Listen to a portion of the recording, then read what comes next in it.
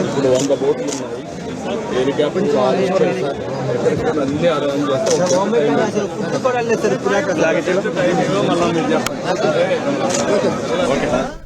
ముఖ్యమంత్రి చంద్రబాబు విజయవాడ సింగ్ నగర్ లో ముంపు ప్రాంతాలను పర్యటిస్తూ ఉన్నారు. పలు కాలనీలు పూర్తిగా జలదిగ్బంధమైపోయిన పరిస్థితి మనం చూస్తూ ఉన్నాం. అయితే ఆయా ప్రాంతాల్లో ఏపీ సీఎం చంద్రబాబు వరద ప్రభావిత ప్రాంతాల్లో ముంపు బాధితులతో మాట్లాడుతూ ఉన్నారు. అక్కడ అధికారులతో సమీక్షిస్తూ ఉన్నారు.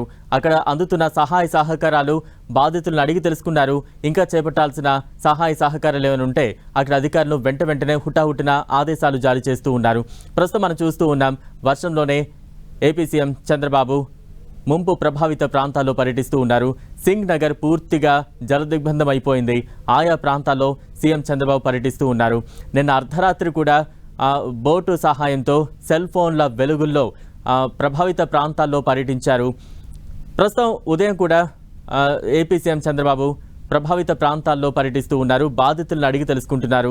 ఎటువంటి సహాయ సహకారాలు అందుతున్నాయి ఏంటి అని కూడా వారిని అడిగి తెలుసుకుంటున్నారు. మరోవైపు ఎన్డీఆర్ఎఫ్, ఎస్డీఆర్ఎఫ్ బృందాలు కూడా చేరుకున్నాయి. పలు బోర్డులు అక్కడికి చేరుకున్నాయి. మరోవైపు కొన్ని హెలికాప్టర్లు కూడా సిద్ధం చేశామంటూ కూడా కొద్దిసేపటి క్రితమే ఆ వరద ప్రభావిత బాధితులకు వివరిస్తూ ఉన్న దృశ్యాలు మనం చూసాం. ప్రస్తుతం సింగ్ నగర్లోని ముంపు ప్రాంతాలన్నింటినీ కూడా ఏపీ సీఎం చంద్రబాబు పర్యటిస్తూ ఉన్నారు. అధికారులను పూర్తి వివరాలు అడిగి తెలుసుకుంటూ ఉన్నారు. ప్రస్తుతం ఎన్డీఆర్ఎఫ్, ఎస్డీఆర్ఎఫ్ బృందాలు అక్కడికి చేరుకున్నాయి. వారితో మాట్లాడే ప్రయత్నం చేస్తున్నారు. మరోవైపు వరద ప్రభావిత బాధితులతో కూడా మాట్లాడుతున్నారు. రైట్, ప్రస్తుతం మనం చూస్తూ ఉన్నాం, ఏపీ సీఎం చంద్రబాబు మరి కాసేపట్లో వరద ప్రభావిత ప్రాంతాల్లో బోట్ మీద ఆయా ప్రాంతాలని పూర్తిగా పరిశీలించనున్నారు. బోట్ ఎక్కేందుకు కావాల్సిన అన్ని సన్నద్ధమవుతూ ఉన్న దృశ్యాలు మనం చూస్తూ ఉన్నాం. అధికార యంత్రాంగంతో మాట్లాడుతూ ఉన్నారు. వరద ప్రభావిత బాధితులు తమ గోడు వెళ్లబోసుకుంటున్నారు. ఎవరికి ఎటువంటి కష్టం రానివ్వను, అన్ని సహాయ సహకారాలు ఎప్పటికప్పుడు మీకు అందుతాయంటూ కూడా వరద ప్రభావిత బాధితుల్లో ఒక భరోసా నింపే ప్రయత్నం చేస్తూ ఉన్నారు. ప్రస్తుతం మనం చూస్తూ ఉన్నాం, మరి కాసేపట్లో బోటు ద్వారా ముంపు ప్రాంతాల్లో మరోసారి పర్యటించబోతున్నారు ఏపీ సీఎం చంద్రబాబు. అక్కడకు చేరుకున్న పెద్ద ఎత్తుగా బాధితులందరిలో కూడా ఒక భరోసా నింపే ప్రయత్నం చేస్తున్నారు. ఎటువంటి సహాయ సహకారాలు మీకు కావాలన్నా క్షణాల్లో తెప్పిస్తామంటూ కూడా వారిలో ఒక భరోసా నింపుతున్నారు. అలాగే అక్కడ ఏవైనా లోటుపాట్లు ఉంటే అధికార యంత్రాంగాన్ని వెంటనే అప్రమత్తం చేస్తున్న సందర్భాన్ని చూస్తూ ఉన్నాం. ప్రస్తుతం చూస్తూ ఉన్నాం, బోట్లో కూర్చున్నారు ఏపీ సీఎం చంద్రబాబు. ముంపు బాధిత ప్రాంతాలు ఏవైతే ఉన్నాయో అక్కడ పర్యటించబోతున్నారు. ప్రస్తుతం సింగ్ నగర్ కాలనీ పూర్తిగా నీట మునిగింది. ప్రస్తుతం బోట్లో అయితే ఏపీ సీఎం చంద్రబాబు పర్యటిస్తూ ఉన్నారు. కొద్దిసేపటి క్రితమే విజయవాడ కలెక్టరేట్లో సీఎం చంద్రబాబు ఉన్నత స్థాయి సమీక్ష నిర్వహించారు. వర్ష భీభత్సానికి సంబంధించి అధికారులతో ముఖ్యమంత్రి చంద్రబాబు చర్చించారు. ఒక్క రాత్రి ధైర్యంగా ఉండాలని ముంపు ప్రాంతాల ప్రజలకు హామీ ఇచ్చారని, ఇవాళ ఆ హామీ నిలబెట్టుకునే దిశగా యంత్రాంగం పనిచేయాలన్నారు. ప్రతికూల వాతావరణం ఉన్న ప్రజల్ని కాపాడే విషయంలో అధికారుల ప్రయత్నాలు ఎక్కడా ఆగకూడదన్నారు. ఈ విపత్తు సమయంలో వరద బాధితులు తీసుకునే తాగునీరు ఎంతో ముఖ్యమన్న సీఎం అందుబాటులో ఉన్నన్ని మినరల్ వాటర్ వారి కోసమే కేటాయించాలంటూ కూడా ఆదేశాలు జారీ చేశారు. వర్షం ఇబ్బందులు, బోట్లు కూడా కొట్టుకుపోయే పరిస్థితి లాంటి సవాళ్లు తమ ముందు ఉన్నాయన్నారు. వాటిని అధిగమించి ఎంతమందిని రక్షించగలిగామన్నదే లక్ష్యం కావాలన్నారు. ఇవాళ ఉదయం 8 గంటలకల్లా ఎంతమందికి ఆహారం అందించాలని సీఎం ప్రశ్నించగా దాదాపు 1,50,000 మంది ఆహారం పంపిణీ చేశామని అధికారులు సమాధానమిచ్చారు. బోట్లలో వచ్చిన ప్రజల్ని వెంటనే రక్షిత ప్రాంతాలకు తరలించేందుకు బస్సులు సిద్ధంగా ఉంచాలని అధికారులను సీఎం ఆదేశాలు జారీ చేశారు. వృద్ధులు, రోగులు ఇబ్బంది పడకుండా అవసరమైతే వారిని హోటళ్లలో ఉంచే చర్యలు తీసుకోవాలన్నారు. బాధితులను సౌకర్యవంతంగా ఉంచేందుకు కళ్యాణ మండపాలు, ఇతర కేంద్రాలు కూడా సిద్ధం చేయాలన్నారు. మొత్తం 47 కేంద్రాలు గుర్తించి పెట్టామన్న అధికారులు కృష్ణానది కరకట్టపై వెంకటపాలెం వద్ద గండిపడే పరిస్థితిపై ఆరా తీశారు. గండిని పూడ్చగలిగామని సీఎంకు అధికారులు వివరించారు. ఇక రాజధాని రైతులు స్వచ్ఛందంగా చూపిన చొరవ అభినందనీయమని సీఎం మెచ్చుకున్నారు. కరకట్ట వెంబడి గండిపడే ప్రమాదాలు గుర్తించేందుకు ఓ ప్రత్యేక బృందాన్ని ఏర్పాటు చేయాలని, అధికారులంతా బృందాలుగా ఏర్పడి క్షేత్రస్థాయిలో సహాయక చర్యలు ముమ్మరం చేయాలన్నారు. వర్ష భీభత్సంతో ఉక్కిరిబిక్కిరవుతోన్న ప్రజలకు భరోసా ఇచ్చారు ఏపీ సీఎం చంద్రబాబు. స్వయంగా నిన్న పలు వరద ప్రభావిత ప్రాంతాల్లో ఆయన పర్యటించారు. ఆదివారం ఉదయం అజిత్ సింగ్ నగర్లో పర్యటించిన చంద్రబాబు ఆదివారం అర్ధరాత్రి తర్వాత రెండోసారి అజిత్ సింగ్ నగర్తో పాటు కృష్ణలంకలో పర్యటించారు. అర్ధరాత్రి బోట్లో ప్రయాణం భద్రతా పరంగా ఇబ్బందిని భద్రతా సిబ్బంది వారించినా కూడా సెల్ ఫోన్, వీడియో కెమెరా లైట్ల వెలుతురులో అరగంట పాటు ఆ ప్రాంతంలో తిరిగారు. నీట మునిగిన ఇళ్లలోకి వెళ్లి ప్రజలను పరామర్శించారు. పలు కుటుంబాలకు ఆహార ప్యాకెట్లను స్వయంగా అందజేశారు. అక్షయ పాత్ర సంస్థ ప్రతినిధులు 1,00,000 మందికి ఆహార ప్యాకెట్లు సిద్ధం చేయగా సీఎం రెండోసారి వచ్చేలోగా వాటిని అజిత్ సింగ్ నగర్లోని బాధితులకు అందజేశారు. నిన్న కేవలం 2 గంటలు మాత్రమే చంద్రబాబు విశ్రాంతి తీసుకున్నారు. అనంతరం మళ్లీ బస్సులో నుంచి దిగి అధికారులను అడిగి వరద ప్రాంతాలపై వివరాలు తెలుసుకుంటున్నారు సీఎం చంద్రబాబు. వరద బాధితులు చెప్పే ప్రతి ఫిర్యాదును స్వయంగా రాసుకున్న చంద్రబాబు ప్రవాహం ఎక్కువగా ఉండటంతో సహాయక చర్యలకు సాంకేతిక సమస్యలు తలెత్తుతాయన్నారు. వరద నీటిలో చిక్కుకున్న కుటుంబాల్లో ప్రతి ఒక్కరిది హృదయ విదారకమైన పరిస్థితి అని, వారిని చూసి తన మనసు బాధపడుతోందని, గుండె తరుక్కుపోతోందని అన్నారు సీఎం చంద్రబాబు. బాధితుల ఆత్మస్థైర్యం దెబ్బతినకుండా ప్రభుత్వం తరపున అండగా ఉంటామని చంద్రబాబు భరోసా ఇచ్చారు. అజిత్ సింగ్ నగర్లోని వరద ముంపు ప్రాంతాల్లో పర్యటించి వచ్చాక అర్ధరాత్రి తర్వాత అధికారులతో సమీక్షించారు. హుద్హుద్ విలాయానికి నేటి విపత్తుకు వేర్వేరు పరిస్థితులున్నాయన్నారు. ఇక్కడ నీరు సమస్యగా ఉందని, బోట్లలో వెళ్లి కొన్ని ఇళ్లే చూడగలుగుతున్నామని, ఇవాళ నీరు కొంత తగ్గుతుందని అందరినీ బయటకు తీసుకొస్తామన్నారు. పంట నష్టం అంచనాలో అధికారులు తప్పించుకుని తిరిగితే కఠిన చర్యలుంటాయని, ఏ ఒక్క రైతుకు అన్యాయం జరగకుండా చూడాలని సీఎం చంద్రబాబు హెచ్చరించారు. సీఎస్, డీజీపీ, మంత్రులు, కలెక్టర్లు, ఎస్పీలతో సీఎం సమీక్షా సమావేశం నిర్వహించారు. సాధారణ పరిస్థితులు నెలకొనే వరకు తాను ఇక్కడే ఉంటారన్నారు. సీనియర్ అధికారులకు వివిధ బాధ్యతలు అప్పగించారు. కమాండ్ కంట్రోల్ ఏర్పాటు చేస్తున్నామని 112, 107 నంబర్లకు ఎవరైనా కాల్ చేసి సమస్య చెప్పొచ్చని సూచించారు. వరద తగ్గగానే డ్రోన్ల ద్వారా పంట నష్టాన్ని అంచనా వేయాలని, దెబ్బతిన్న ఇళ్లు, పశు నష్టాన్ని మదింపు చేయాలన్నారు. వరద నష్టంపై కేంద్ర ప్రభుత్వానికి నివేదిక పంపాలని, జాతీయ రహదారులపై మరమ్మతులపై ఎన్హెచ్ఏఐకి లేఖ రాసి సమన్వయంతో పనిచేయాలన్నారు.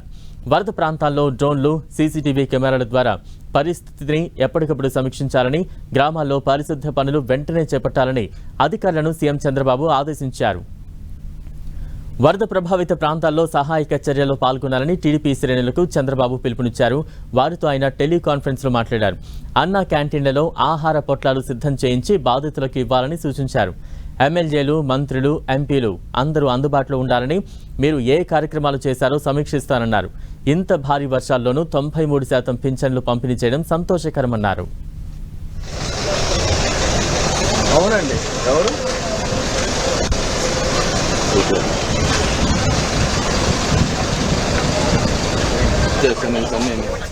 రైట్. ఇక వరదకు సంబంధించి తాజా అప్డేట్స్ అందించేందుకు మా ప్రతినిధి రవిచంద్ సిద్ధంగా ఉన్నారు. రవిచంద్, ప్రస్తుతం వరద ప్రభావిత ప్రాంతాల్లో ఎటువంటి సిచ్యువేషన్స్ నెలకొని ఉన్నాయి? మరోవైపు ఏపీ సీఎం చంద్రబాబు ప్రతి క్షణం కూడా క్షుణ్ణంగా అధికారులతో సమీక్షా సమావేశం నిర్వహిస్తున్నారు. ఆయనే క్షేత్రస్థాయిలో కూడా పర్యటిస్తూ ఉన్నారు. ఎటువంటి అప్డేట్స్ ఉన్నాయి?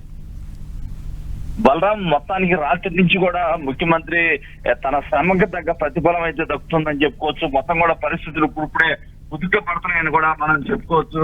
మొత్తానికి ఈ ఉదయం నుంచి కొంత ఆ వరద అయితే ఇప్పుడు వరకు కూడా వర్షాలు బాగా పడినాయి, కానీ 1 గంట నుంచి వర్షాలు తగ్గడంతో కొంత ఊపిరైతే పీల్చుకుంటున్నారు. ముఖ్యమంత్రి రాత్రి నుంచి అహర్నిశలు కృషి చేస్తున్నారు. రాత్రి అంతా కూడా ఆయన మెలకుగానే ఉన్నారు. 3 సార్లు ఆయన వరద ప్రభావిత ప్రాంతాల్లో తిరిగి వచ్చారు. అధికారులందరినీ కూడా ఎప్పటికప్పుడు అప్రమత్తం చేస్తూ ఉన్నారు.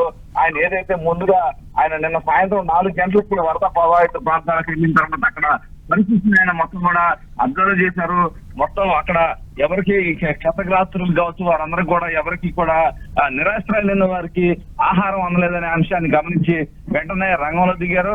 ఆయనే కలెక్టరేట్ లోనే ఆయన అక్కడే ఉండి మొత్తం కూడా తన ఆఫీస్ మొత్తాన్ని అక్కడే పెట్టుకొని రాష్ట్రం నుంచి కూడా గంటకే మానిటరింగ్ చేస్తూ ఉన్నారు. ఎటు పరిస్థితిలో కూడా ఆఖరి బాధితుడికి న్యాయం జరిగే వరకు నేను ఇక్కడ నుంచి వెళ్ళనని చెప్పి ఆయన అక్కడే కూర్చొని ఎప్పటికప్పుడు అందరితో కూడా మాట్లాడుతూ ఉన్నారు. మొత్తానికి చంద్రబాబు అధికారులను అయితే కదిలించారని చెప్పుకోవచ్చు. కేంద్రంతో మాట్లాడుతున్నారు, నిరంతరం కేంద్ర హోంమంత్రితో మాట్లాడుతున్నారు. స్పీడ్ బోట్లు కావచ్చు, ఎన్డీఆర్ఎఫ్ బృందాలు కావచ్చు, మొత్తం కూడా ఇక్కడ దిగాయి. అవసరమైతే హెలికాప్టర్లు కూడా తీసుకురావడానికి ప్రయత్నాలు అయితే చేస్తున్నారు. అయితే 2,80,000 మంది ఇప్పుడు వరకు కూడా నిరాశ్రయులయ్యారని చెప్తున్నారు. వారందరికీ ఆహారాన్ని అందించే కార్యక్రమం కూడా నిరంతరం కొనసాగుతుంది. ఎందుకంటే నిన్న ఉదయం నిన్న సాయంత్రం వరకు కూడా ఎటువంటి సహాయ సహకారాలు అందలేదని బాధితులు చంద్రబాబు ముందు గోడు వెళ్ళబోసుకున్నారు. కానీ చంద్రబాబు రాత్రికి రాత్రి అందరికీ భోజనం ఏర్పాట్లు అయితే చేయించారు. ఈ ఉదయం కూడా 8 గంటలకల్లా అందరికీ బ్రేక్ఫాస్ట్ వెళ్ళింది. ఇప్పుడు భోజనాలు కూడా వారికి తీసుకెళ్లే ప్రయత్నాలు అయితే చేస్తున్నారు. అయితే ముందుగా ఎవరైతే నిరాశ్రయులు ఉన్నారో వారందరినీ అక్కడి నుంచి సురక్షిత ప్రాంతాలకు తరలించాలని ముఖ్యమంత్రి భావిస్తున్నారు. ఈ నేపథ్యంలో వెహికల్స్ అన్ని కూడా ఏర్పాటు చేశారు. బోట్ల ద్వారా, స్పీడ్ బోట్ల ద్వారా వారందరినీ అక్కడి నుంచి తీసుకొచ్చి సురక్షిత ప్రాంతాలకు తరలిస్తున్నారు. హోటల్స్ లో కావచ్చు, ఫంక్షన్ హాల్స్ లో కావచ్చు, ఎక్కడ అవకాశం ఉంటే అక్కడ వారందరికీ బస కల్పించాలని ఆదేశాలు జారీ చేశారు. మరోవైపు వారికి మంచి ఆహారంతో పాటు వారికి ఏదైతే కట్టుకోవడానికి బట్టలు కూడా ఏర్పాటు చేయాలి, దుస్తులు కూడా కొనివ్వమని చెప్పి కూడా అధికారుల్ని ఆదేశించారు. ఎంత ఖర్చైనా సరే నిరాశ్రయం లేని వారిని ఆదుకుంటామని చెప్పి ముఖ్యమంత్రి చెప్తున్నారు. మరోవైపు నిన్నే హోటల్స్ అసోసియేషన్ వారిని కూడా ముఖ్యమంత్రి పిలిపించి ఇలాంటి సమయంలో ఉదారతగా ఉండాలి, అందరూ కూడా కష్టపడి పనిచేసి ఏదైతే నిరాశ్రయం లేని వారిని ఆదుకోవడంలో భాగస్వాములు కావాలని పిలుపునిచ్చారు. వారు కూడా ముందుకు వచ్చి ఆహారం అందించేందుకు ఏర్పాట్లు చేస్తున్నారు. మొత్తం స్వచ్ఛంద సంస్థల వారు కానీ మొత్తం కూడా వీరికి సహాయ సహకారాలు అందించడానికి ముందుకు వస్తున్నారు. ముఖ్యమంత్రి మాత్రం నిరంతరం అంటే నిన్న మధ్యాహ్నం 2 గంటలకి మొదలు పెట్టారు. ఆయన మొత్తం రివ్యూస్ కావచ్చు, ఫీల్డ్ విజిట్స్ కావచ్చు, మొత్తం ఇప్పటి వరకు కూడా నాన్ స్టాప్ గా చేస్తూనే ఉన్నారు. ఇప్పుడే సింగనగర్ మొత్తం తిరిగి కలెక్టరేట్ కి వచ్చారు. అక్కడ కూడా వారితో అందుబాటులో ఉన్న మంత్రులు కావచ్చు, ఎవరైతే అధికారులు ఉన్నారో వాళ్ళందరితో నిరంతరం మాట్లాడుతున్నారు. కేంద్రం నుంచి ఎటువంటి సహకారం కావాలో కూడా తెలుసుకుంటూ ఉన్నారు. మరోపక్క పంట నష్టం వివరాలు కూడా ఎప్పటికప్పుడు తెలుసుకున్నారు. ఒకవేళ ఇది కొలిక్కి వచ్చాక పంట నష్టానికి సంబంధించి ఇది ఒక జాతీయ విపత్తుగా ప్రకటించాలని కేంద్రాన్ని కోరాలని కూడా రాష్ట్ర ప్రభుత్వం భావిస్తుంది. ఇప్పటికే వ్యవసాయ శాఖ అధికారులకి బాధ్యతలు అప్పగించారు. ఎక్కడ ఎంత పంట మునిగింది, ఏం జరిగింది, రైతు వారీగా ఎంత నష్టం జరిగిందని తెలుసుకున్నారు. మరోవైపు ఈ వరద గంటకి పెరుగుతున్న నేపథ్యంలో దిగువ ప్రాంతాల్లో ఏదైతే పంటలు మునిగిపోతాయో వారిని ఏదైతే ముంపుకు గురవుతారో వారందరినీ రక్షించేందుకు కూడా రాష్ట్ర ప్రభుత్వం ప్రత్యేక శ్రద్ధ తీసుకుంటుంది. ముఖ్యమంత్రి వారితో కూడా మాట్లాడుతున్నారు. ఎందుకంటే ప్రకాశం బ్యారేజ్ వద్ద 11 లక్షల క్యూసెక్లు వరద వస్తూ ఉంది. మొత్తం కూడా ఇది కని విని ఎరగని రీతిలో ఈ వరద వస్తున్న నేపథ్యంలో దిగువ ప్రాంతాలన్నీ కూడా ముంపుకు గురవుతున్నాయి అని ప్రజలు ఆందోళన చెందుతున్నారు. ఈ నేపథ్యంలో రాష్ట్ర ప్రభుత్వం కూడా వారందరికీ ధైర్యం చెప్పే కార్యక్రమాలు చేపడుతుంది. ఇప్పటికే మంత్రులంతా కూడా ఫీల్డ్ లో తిరుగుతూ ఉన్నారు, అధికారులని అప్రమత్తం చేస్తున్నారు. ముఖ్యమంత్రి విజయవాడ కలెక్టరేట్ లో ఉండి ఎప్పటికప్పుడు సమస్యలన్నీ తెలుసుకుంటూ అధికారులకు ఆదేశాలు ఇస్తూ చాలా బిజీగా ఉంటున్నారు. Balaram. Right, thank you Ravichandra.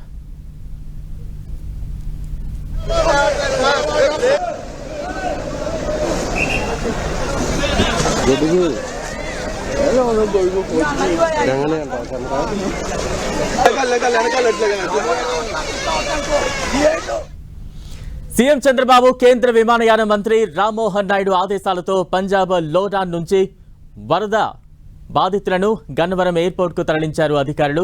126 మంది వరద బాధితులను ప్రత్యేక విమానంలో తీసుకొచ్చారు. ఎన్డీఆర్ఎఫ్ సిబ్బంది 2 ఆర్మీ హెలికాప్టర్లలో వరద బాధితుల కోసం ఆహారం, డ్రింకింగ్ వాటర్, ఎనర్జీ అందజేశారు.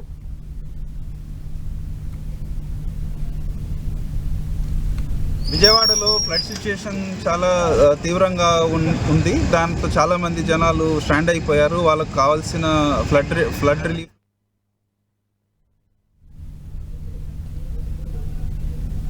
విజయవాడలో ఫ్లడ్ సిచ్యుయేషన్ చాలా తీవ్రంగా ఉంది. దాంతో చాలా మంది జనాలు స్టాండ్ అయిపోయారు. వాళ్ళకు కావాల్సిన ఫ్లడ్ రిలీఫ్ మెటీరియల్ కానీ లేకపోతే అక్కడ వాటర్ మధ్యలో ఇరుక్కుపోయిన వ్యక్తుల్ని రెస్క్యూ చేయడం కోసము సెంట్రల్ గవర్నమెంట్ నుంచి, స్టేట్ గవర్నమెంట్ నుంచి కోఆర్డినేట్ చేసుకొని సివిల్ ఏవియేషన్ మినిస్టర్ గారు రామ్మోహన్ నాయుడు గారు అక్కడ ఢిల్లీ లెవెల్లో, ఇక స్టేట్ లెవెల్లో చీఫ్ మినిస్టర్ గారు కోఆర్డినేట్ చేసి ఎన్డీఆర్ఎఫ్ ఫ్లైట్ని రప్పించారు.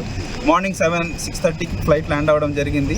అలాగే ఇక్కడ నుంచి మనకు rescue operations and flood relief material కూడా వాటరు, బిస్కెట్ ప్యాకెట్స్, మిల్క్ ఇలాంటివి ఇక్కడ నుంచి పంపించడం జరుగుతుంది. ఒక నేవీ హెలికాప్టర్ ఒకటి ఇక్కడ నుంచి ఆపరేట్ అవుతూ ఉంది.